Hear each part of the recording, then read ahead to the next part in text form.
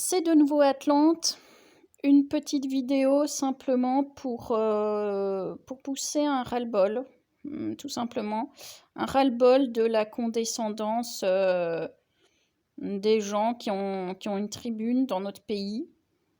Ils sont pas nombreux en fait quand on regarde, on voit tout le temps les mêmes en tout cas dans les canaux mainstream là, on voit toujours les mêmes.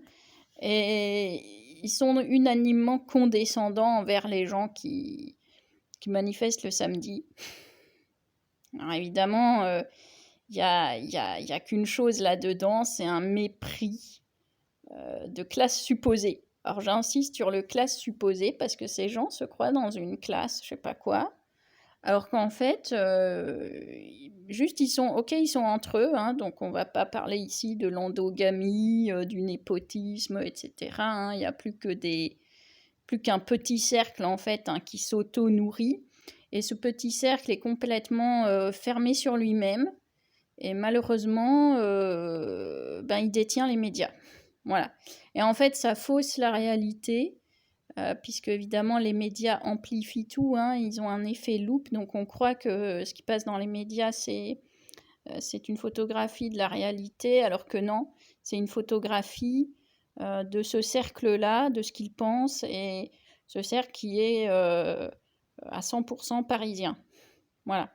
Donc tous ces gens, ils sont pas nombreux en vérité, pratiquent une condescendance et un mépris dits sociaux, euh, alors qu'il n'y a pas lieu d'être. En fait, ces gens, sur le plan, je répète, hein, toujours la même chose, sur le plan moral, humain et intellectuel, ils sont mauvais. Ils ont juste pour eux d'avoir couché les uns avec les autres et donc de se tenir par la barbichette. Puis il y a des liens d'argent X ou Y. Hein. Alors, ils connaissent l'avocat de machin qui les a dépatouillés d'une mauvaise passe, etc. Leur fille couche avec le fils de l'autre, donc on peut pas y toucher. En plus, ils vont dans les soirées, alors s'ils ont sniffé ensemble, qu'il y a des photos, tout le monde le sait. Enfin, ces mecs-là, ils se tiennent, voilà, par leur petit vice minable, hein, de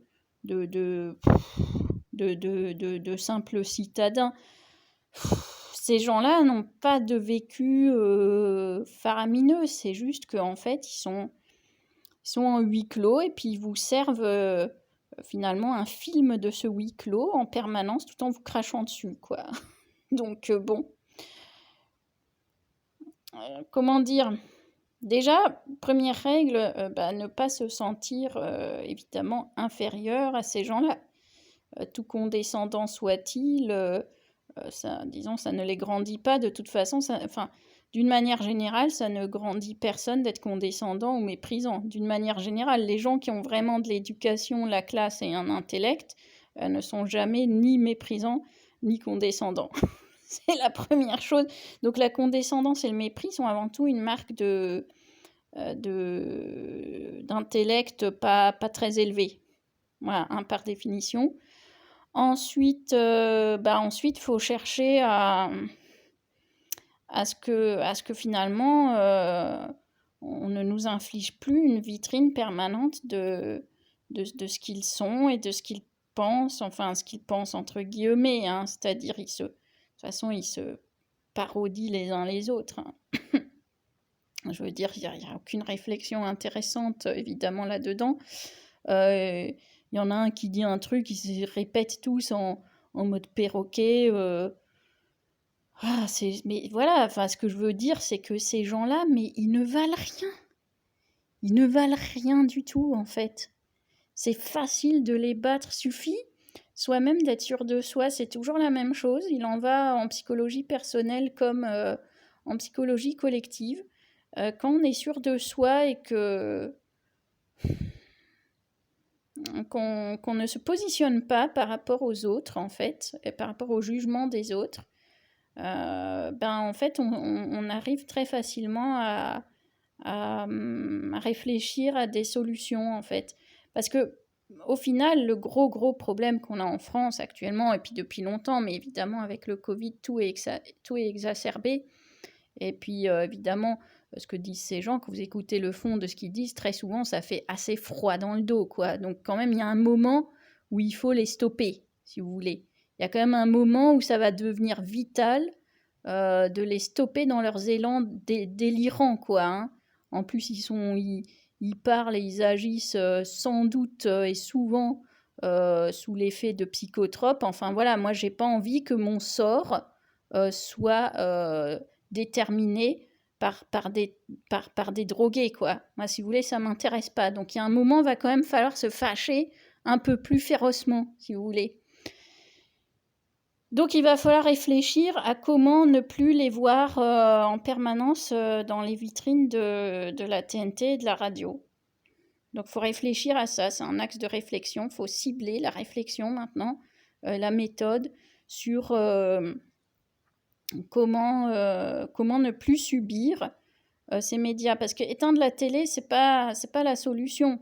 Vous l'éteignez, mais pendant que vous ne regardez pas, il y en a 10 autres qui regardent. Donc, il y a quand même un moment où éteindre la télé, ça suffit pas, si vous voulez. C'est qu'il faut qu'ils dégagent de la télé. Et surtout, qu'on cesse de subventionner cette télé de merde et cette radio de merde et ces journaux de merde. Parce qu'on les paye. Si ces gens ont autant de fric, c'est parce que c'est notre fric, c'est le fric public, c'est notre fric. Donc, à un moment... Normalement, dans leur monde, c'est celui qui paye qui décide. Donc, je vous le donne dans le mille, il est temps de reprendre le pouvoir qui nous est dû, hein, par la force de l'argent, et tout simplement. Donc, on voit bien que ça fait un moment maintenant que tout le monde dit BF merde et tout ça, mais moi j'inclus les autres, CNews, LCI, etc. C'est kiff-kiff, il n'y en a pas un pire que l'autre, ils sont à égalité dans la nocivité, quoi, si vous voulez. Bon, donc voilà ce que je voulais dire. Ces gens,